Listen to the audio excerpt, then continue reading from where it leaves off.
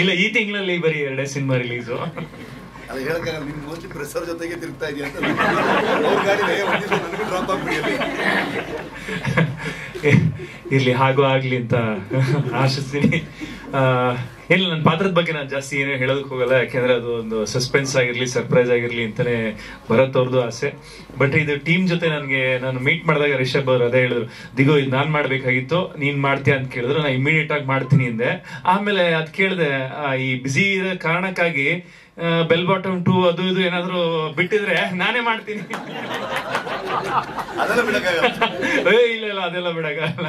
ಸರಿ, ಓಕೆ ಅಂತ.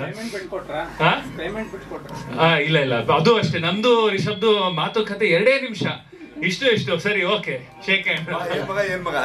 ಅಲ್ಲ, ಇಷ್ಟು ಹೇಳಿದ್ರು. ನಾವು ಶೂಟಿಂಗ್ ಟೈಮ್ ಅಲ್ಲಿ ಒಂದಿನ ನೈಟ್ ಮಾಡ್ತಾ ಇದೀವಿ, 3 ಗಂಟೆ ಆಗ್ಬಿಟ್ಟಿದೆ.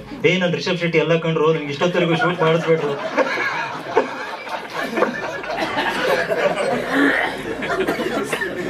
ಅಲ್ಲಿ ಅದು ಏನಂದ್ರೆ ರಿಷಬ್ ಅವ್ರು ಮಲಗ್ತಾನೆ ಇರ್ಲಿಲ್ಲ. ಅವ್ರ ಅವ್ರು ಹೇಳೋದು, ಅಣ್ಣ ಮಲಗ್ತಾನೆ ಇರ್ಲಿಲ್ಲ ರಿಷಬ್ ಅವರು. ಹಂಗ ನಾನ್ ಅದೇ ನೋಡಿದೆ, ಅಯ್ಯೋ ಈಗ ನಂಗೂ ಹಂಗೆ ಕೆಲಸ ಮಾಡಿಸ್ತಾರ ಇವರು.